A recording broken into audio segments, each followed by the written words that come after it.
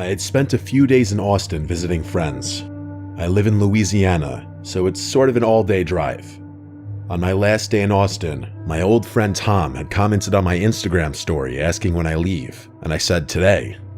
He told me he lived an hour outside of Austin, which was actually in the direction home for me. I hadn't seen Tom in years, and it would be nice to catch up. He said I should stop by, and I said sure, why not? I set my GPS for Tom's address, and it said about an hour-and-a-half drive.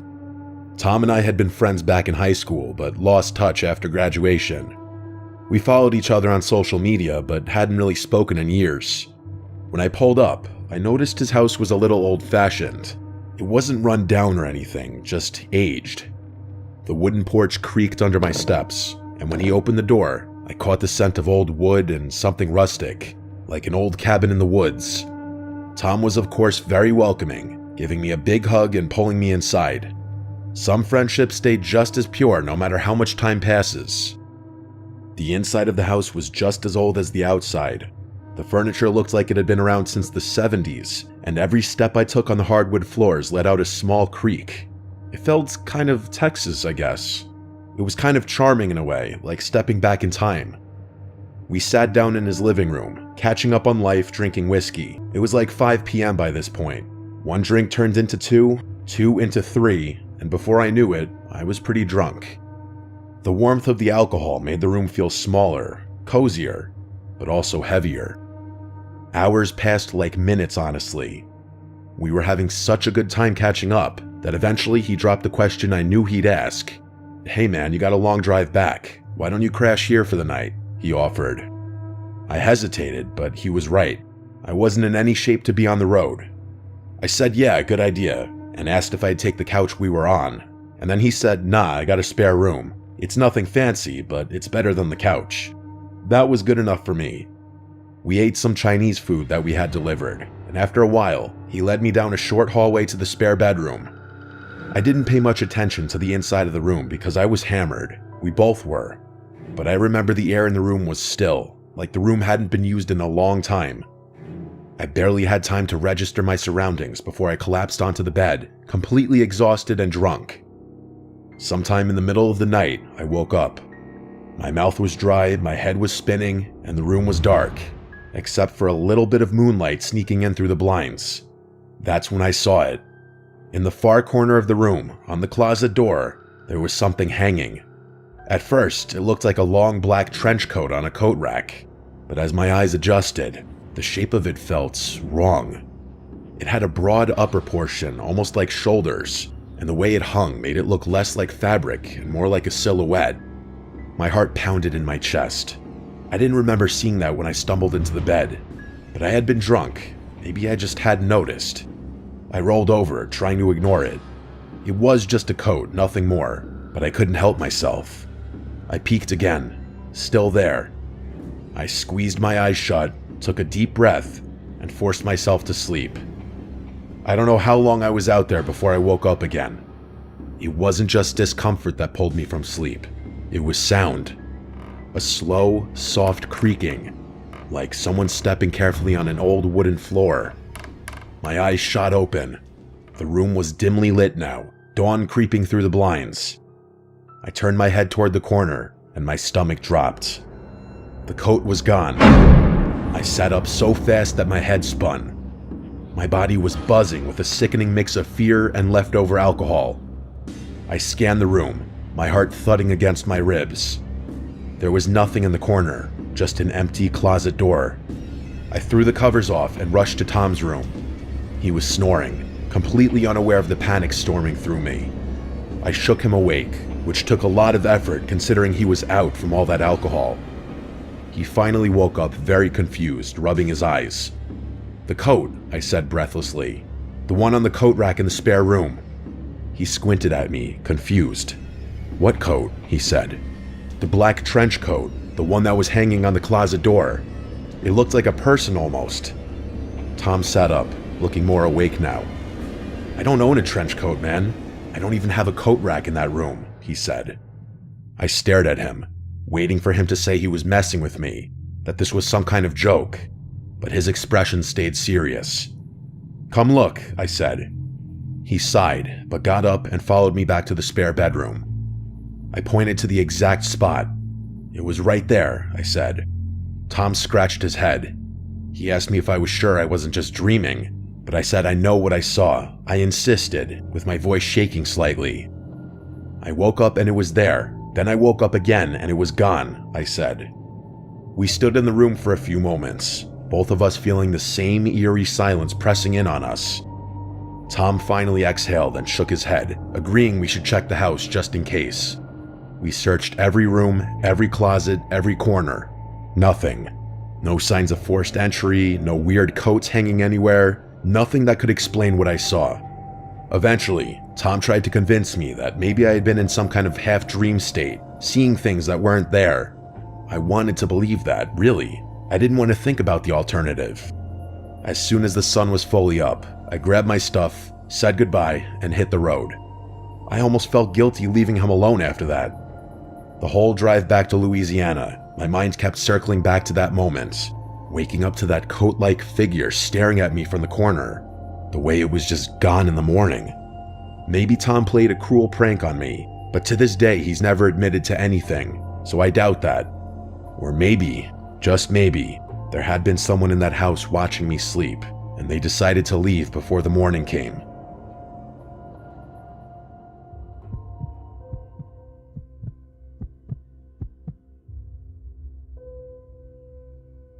This happened to me when I was 18 years old. I was on a trip with my parents and a friend of mine, whom we can call Anna. This story takes place in Sweden when we were on a road trip. My parents, Anna, and I were going on a domestic trip, and we had an 8-hour drive from home. The plan was to visit a theme park and stay at a campsite, but we hadn't booked one. The day came, and we arrived in the city where the theme park was located, but we planned to visit it the next day, so we needed a place to sleep. Since we had brought tents in our car, my dad searched online for a nearby campsite. He found one that seemed good and close by, so he called the campsite. Unfortunately, that day coincided with a big soccer tournament, and the campsite was fully booked. Since we hadn't reserved a spot in advance, there was no space left for us. My dad called around, but we couldn't find any campsites that were reasonably priced and near the theme park.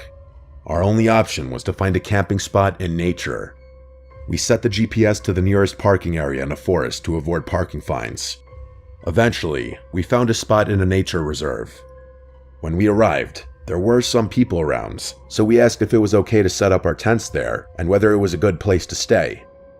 A woman who was hiking told us it was a good place to sleep and that there were no parking attendants. Based on that, we decided to sleep in a small, lonely gravel parking lot. We were surrounded by forest, and a 10-minute walk away was a beach.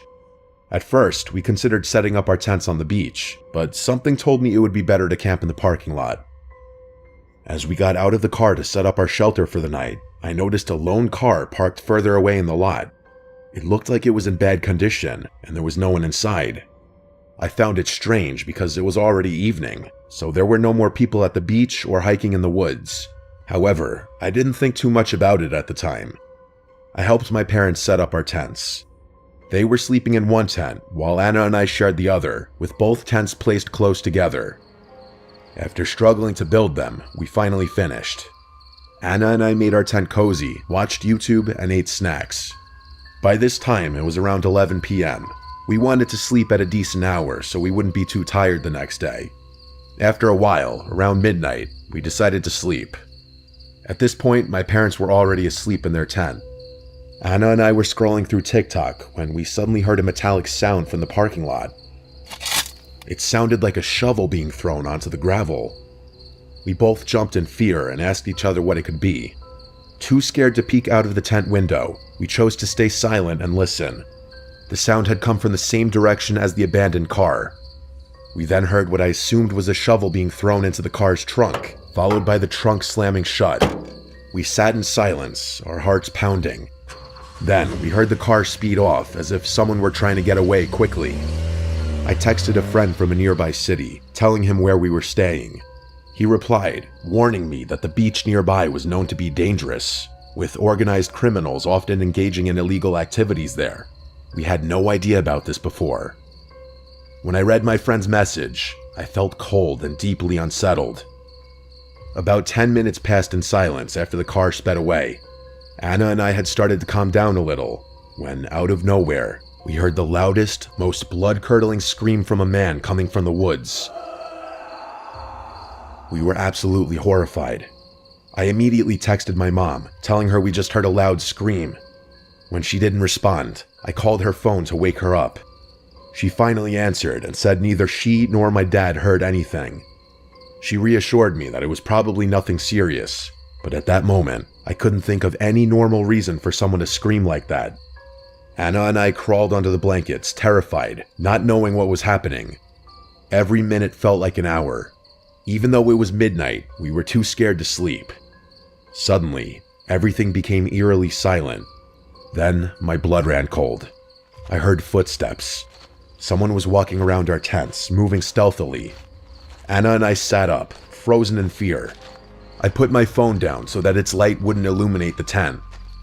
My heart was racing and I could hear my own pulse. There was no logical reason for anyone to be walking around our tents in the middle of the forest at this hour. The footsteps moved around our tent first, then toward my parents' tent, and then circled around our car, which was parked nearby.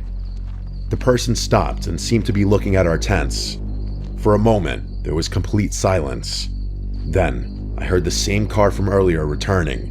Its headlights lit up our tents, and Anna and I quickly laid down to avoid being seen. I gathered the courage to peek through the small tent window. I saw the car door slam shut before it sped off again. I felt a brief moment of relief when the person left. From my vantage point, I could see the road they had driven down. 5 minutes later, I saw another car approaching fast. It was a police car, racing in the same direction the other car had gone. Nothing else happened after that. Anna and I were still shaken, so we decided to sit in the locked car to feel safer. I stayed awake until around 5 a.m., keeping watch over the forest, while Anna eventually fell asleep beside me. After about an hour, we went back to our tent, and out of sheer exhaustion, finally fell asleep. We woke up around 9 a.m., completely drained. I told my mom everything that happened, and she revealed that she had also heard the footsteps, but when the person was near their tent, she had also heard heavy breathing, like the kind you hear in horror movies during a scary phone call. She had been terrified too. However, my dad had slept through the whole thing, so we had to tell him the story. Without hesitation, we immediately packed our things and the tents, eager to leave as soon as possible. None of us wanted to stay there any longer. Despite the terrifying night, we had a good time at the theme park later that day. However, that evening, I decided to research the forest where we had camped. What I found made my stomach drop. Just a short time before our visit, a man had been murdered there, stabbed to death due to gang-related debts. Even more disturbingly, 2 men had gone missing from that exact beach and had never been found. I couldn't stop thinking about it. What if the person walking around our tents was a dangerous individual, checking to see if there were any witnesses? What if we had been in serious danger without realizing it? Even now, I still think about that night. Who made that horrifying scream, and why was someone using a shovel in the middle of the night in a forest? And the police, what exactly were they chasing? I guess I'll never know.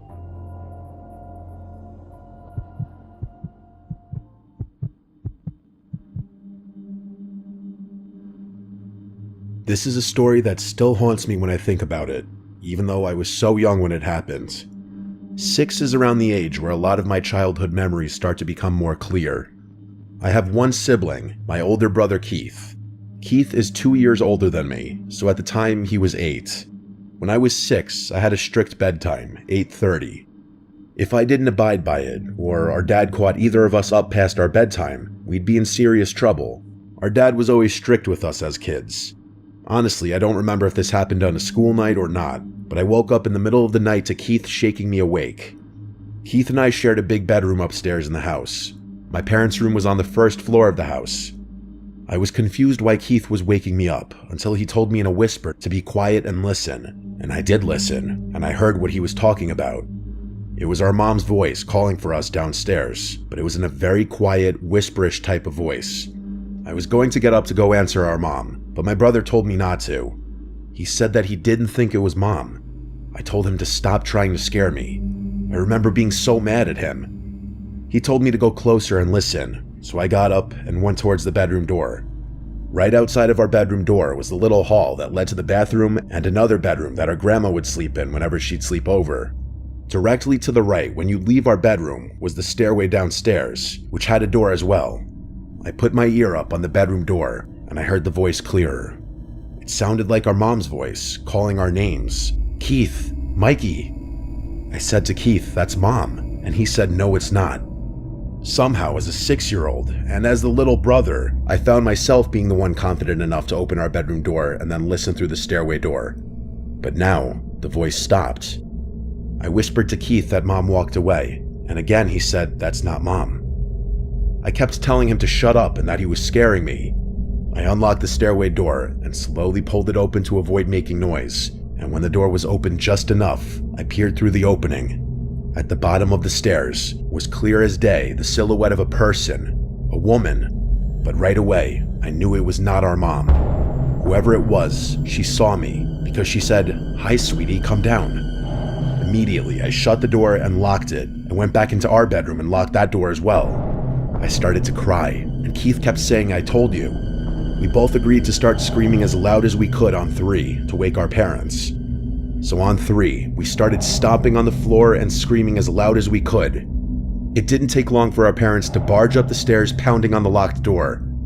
At first, our dad was pissed about the door being locked, but as soon as we let them in, they saw that I had been crying and we were genuinely disturbed about something. They listened to us. My mom was particularly concerned after telling us she was not at the bottom of the stairs and she was not calling our names. She asked what the woman looked like, but all we could say was we couldn't tell. Meanwhile, I remember our dad running downstairs to, I guess, look around for the woman. After a bit, our mom kissed us goodnight again, and I'm pretty sure she told us to lock the doors, which was a first. I was too young to catch on, but it seemed as if our parents knew exactly who it could have been. Keith and I looked out the window when we heard the doorbell after a while, and we saw a police car outside. We wanted to go downstairs, but we stayed put. I remember we begged our parents to tell us who it was and what happened, but our parents would always say they didn't know. They would also say they're proud of us for not going downstairs. Personally, I think they did know who it was, and to save my brother and I from any kind of further trauma or fear, they just never told us, because the last time I saw my parents for dinner, I asked them about it, and they still shrugged it off as some random intruder, but that never explained how that woman knew our names.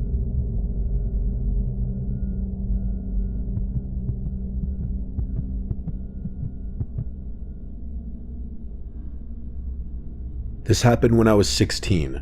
I was still in high school. I obviously didn't have a car yet, so I was at the mercy of my parents driving me around, or just walking if it was close. It was the weekend. My friend Haley was having some of our friends over since her parents weren't home. My mom drove me to her house. Haley lived close, about a 3-minute drive and 20-minute walk.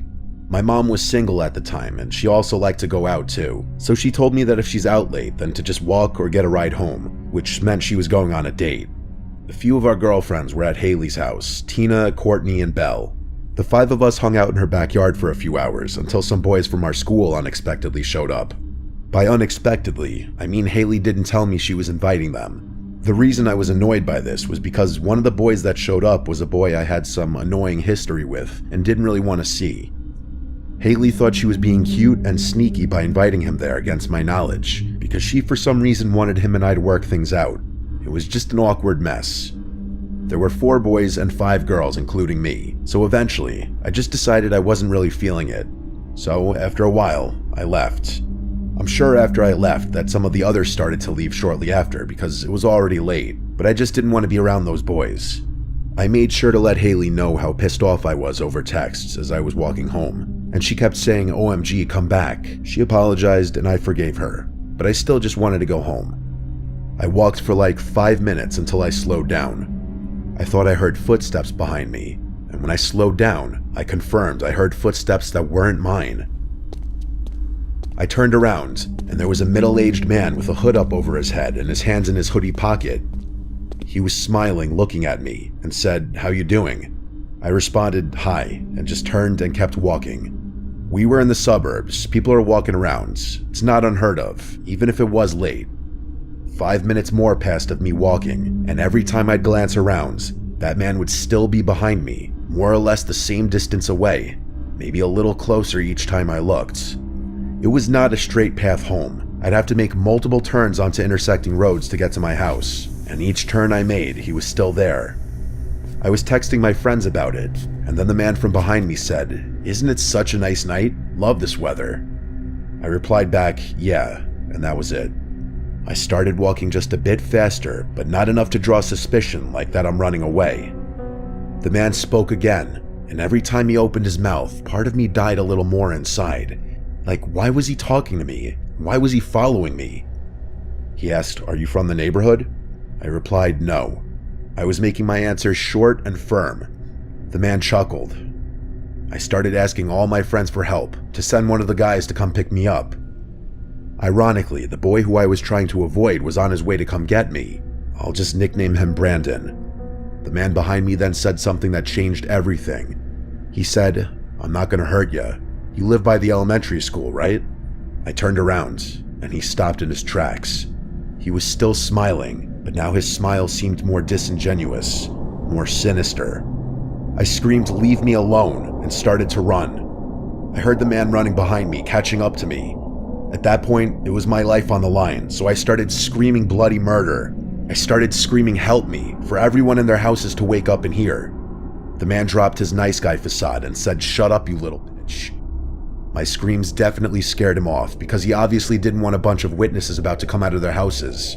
He ran away into the darkness, and I saw some lights in the houses around me turn on. One couple came out of their house, and I explained I almost got kidnapped. I stayed there in front of their house until Brandon arrived to pick me up. He drove me home. It was only like a 1-minute drive after that. My mom wasn't home, she was out, and she wasn't answering my texts. I didn't want to be alone, so I invited Brandon in to stay the night. I know he was the happiest camper alive. But it didn't end there. We were up late just talking and reminiscing about old times when we both heard footsteps circling the house. My room in that house was upstairs facing the backyard. We heard the gate to the backyard opening. My mom would never enter through the backyard, so something was off. I held back from yelling out, "Mom," and instead, Brandon and I just looked out the window, watching. We didn't hear any more sounds. We were expecting to see someone walking around the yard, but instead, we both heard a man's voice say, "I see you up there." I let out a very audible gasp and I stepped away from the window. Brandon yelled out something along the lines of, "We're calling the cops, you pussy freak." That's exactly what we did. The fact that this man knew where I lived, he probably knew who I was. What if he knew I was going to Haley's house? Brandon did a lot of the talking on the phone with 911. Looking back, I know he tried really hard to be the man in the situation, and I appreciated that. I was honestly so happy he came inside. The cops showed up, and their presence just made me feel safer. Even just giving them a description of this man made me feel better, like at least something was done. My mom got home soon after, and she was just as freaked out as I was. They kept a police car parked on the block for a few hours as a deterrent, thankfully. From there on, I didn't do any walking at night. I was even scared to go into our backyard after that. My mom had to have our uncle come over and install an entire security camera system. He made no effort in hiding them. They were on full display to deter that creepy man and any other creep from coming to that house. I'm glad to say that the story ended there, because this incident also prompted my mom to sell that house about a year later, just because she hated seeing me living in constant fear in that house. We never found out who that man was.